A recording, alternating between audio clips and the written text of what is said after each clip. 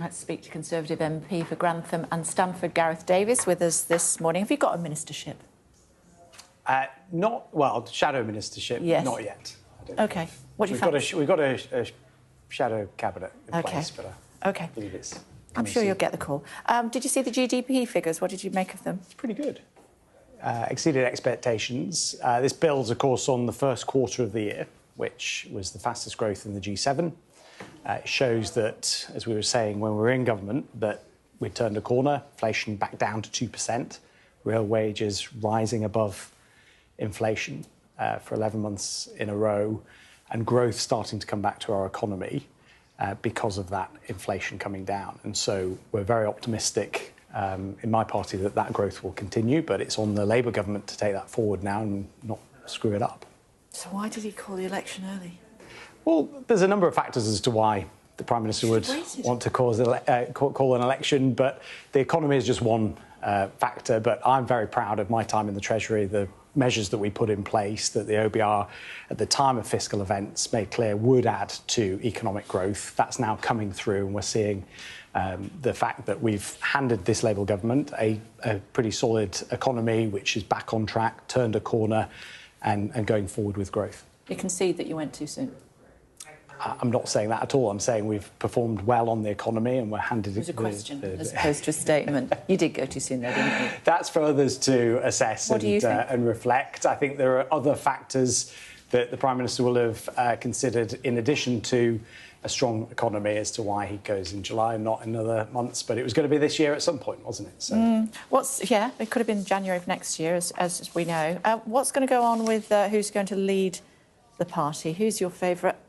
So Rishi's going to stay as, leader of the opposition for now, and that allows us some time to get this right. It's important that we reflect on why we lost millions of voters at the last election. We need to rebuild trust. We need to unite, and it's important that we take time. We haven't had a leadership election for 20 years in opposition, and so I think it's perfectly right that we take time to consider all the candidates who will put forward a view as to how we go forward and rebuild that trust. And it's for people like me to support whoever I believe can do the best job for us. Apparently Kemi Badenoch is odds-on favourite.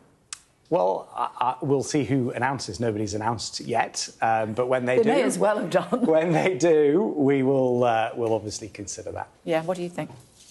I don't know what's going to happen. I think we will wait the 1922 committee guidance on how the election will be run and the timing of it, and then it's for candidates to put themselves forward, put forward a plan as to how we rebuild that trust, how we form an effective and professional opposition.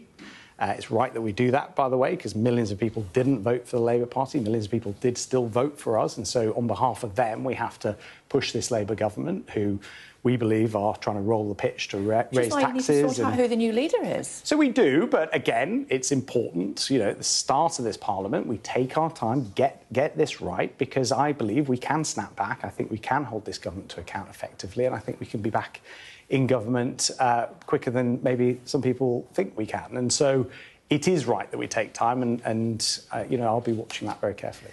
If Rishi Sunak said, you know what, I'm going to have another go, would you support him?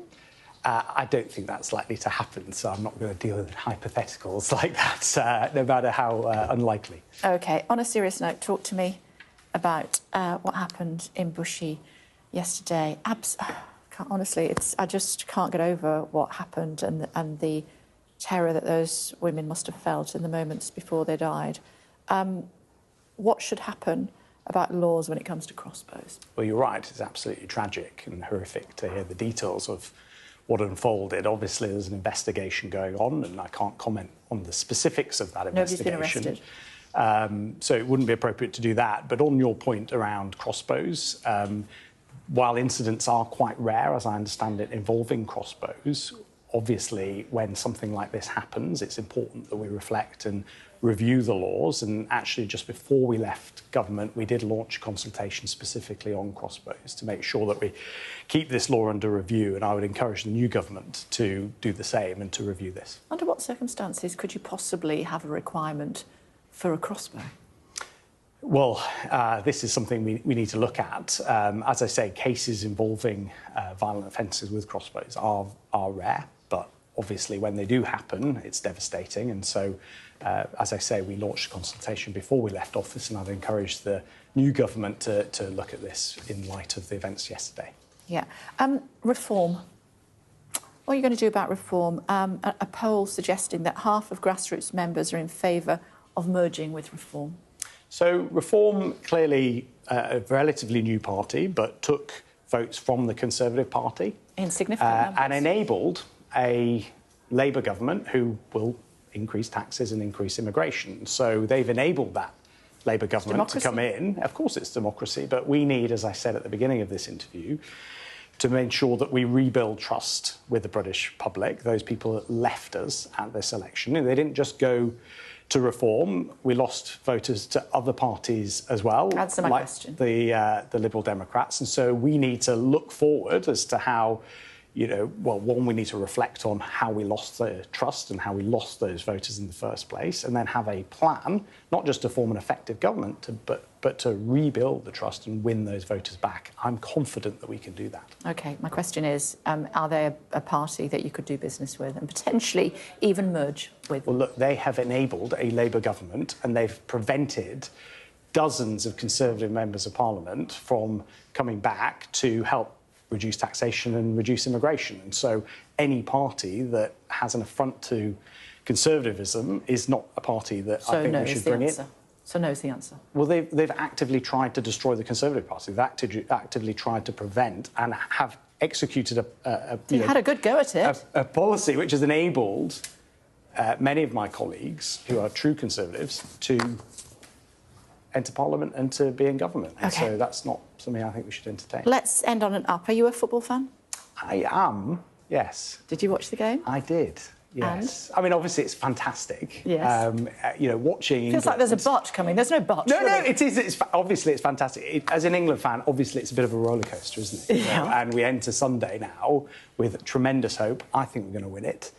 But, we've got to all get behind the team and Gareth Southgate. Was it a penalty? I think it was a penalty. It wasn't a penalty. It was not a penalty. We were lucky. We won the game, and I'm absolutely delighted about it. Fair and square. OK, it's good to see you. Thanks very much.